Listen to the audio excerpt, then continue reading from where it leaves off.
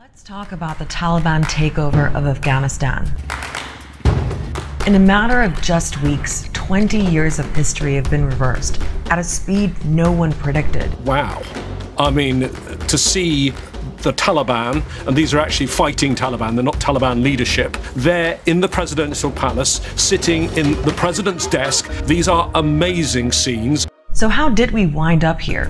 And what does it mean for Afghanistan and the people there? Let's start with what triggered the Taliban offensive. It's time to end the forever war. Back in April, President Biden announced he was pulling US troops out of Afghanistan in line with a deal that Trump struck last year. Other NATO countries, like the UK, said they'd follow. In May, troops had already started pulling out. And by July, the Americans abandoned Bagram Air Base, their main hub for military operations. They packed up in the middle of the night without telling their Afghan counterparts, who were left behind to run the place.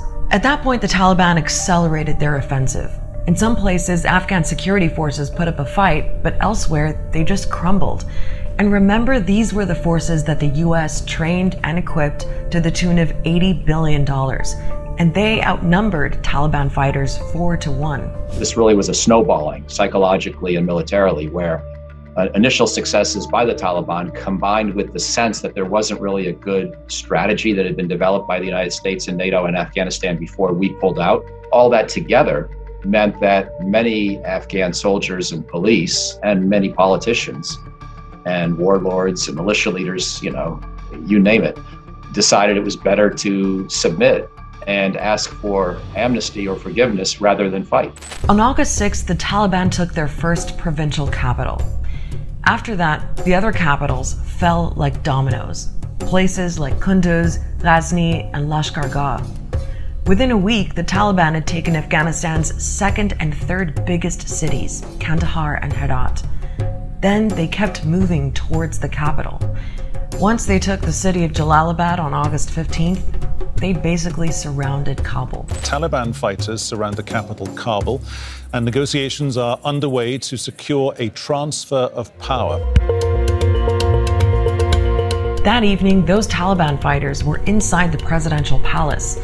It capped off a crazy day when things were changing by the hour. People were panicking, people were trying to get into cars. They were trying to get their money out of the banks.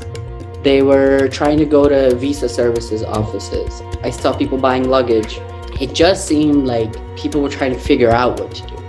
The US military scrambled to evacuate staff from the American embassy. By the afternoon, President Ashraf Ghani had left the country.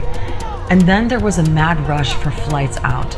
The airport road was completely full of cars, lots of armored vehicles, lots of vehicles with government plates, people of means, people of power. But a lot of others were basically looking to flee. The situation got even more chaotic the next day.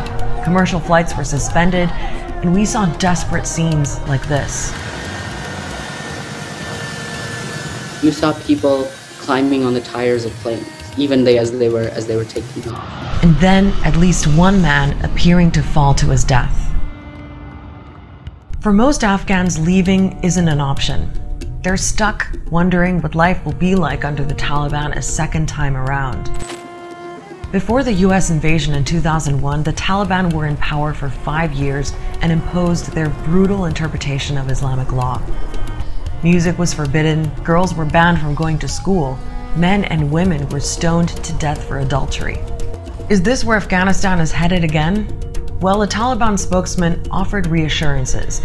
He said the group is committed to a peaceful transfer of power, that it would offer amnesty to government officials, and that women's rights would be respected. The Islamic Emirate is committed to the rights of women within the framework of Sharia. In some ways, it's really different from what we were told it was like in 1996. They're trying to be very accommodating. But can they be trusted? Many Afghans are skeptical. They don't see women as their equal or even a second-class citizen. They see them as commodity, as possessions. So expecting them that they have changed and they will let women talk or do anything is far beyond comprehension. They want to reimpose their old version of their emirate, which would result in severe restrictions of most of the gains of the past 20 years, the life people have come to expect. And that life just got really tough. Food prices are through the roof, people are struggling to get hold of basic supplies, and people can't get their money out of banks. There are also thousands of Afghans who fled as the Taliban swept through the country. Many have ended up in makeshift camps in Kabul, adding to the 400,000 Afghans who were forced to leave their homes since the beginning of the year. What's going to happen to all of them? People are still trying to make sense of what happened, and the blame game has ramped up, including from the White House. Afghanistan political leaders gave up and fled the country. The Afghan military collapsed, sometime without trying to fight. We trained and equipped an Afghan military force of some 300,000 strong. We gave them every chance to determine their own future. What we could not provide them was the will to fight for that future. I would not call this a case of intelligence failure. I would call it a policy failure. It was President Biden who pretty much knew the risks he was running. Now, yes, we've been surprised at the pace, but he knew full well that this kind of outcome was within the realm of possibility, if not probability, when he made the decision. I didn't vote for Joe Biden to protect me. I voted for Ashraf Ghani. He should have been protecting me.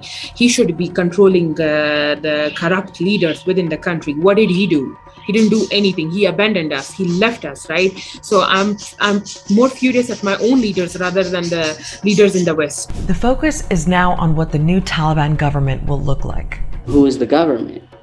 Who is the mayor of Kabul right now? Who is the governor of Kabul right now? Who is it going to be in charge? And what is that structure going to look like? International negotiators in Doha are trying to answer some of those questions and salvage something from years of peace talks. They're encouraging the Taliban to set up a government that in some way represents different parts of Afghan society. And the Taliban may be open to that as a way to secure a semblance of international legitimacy.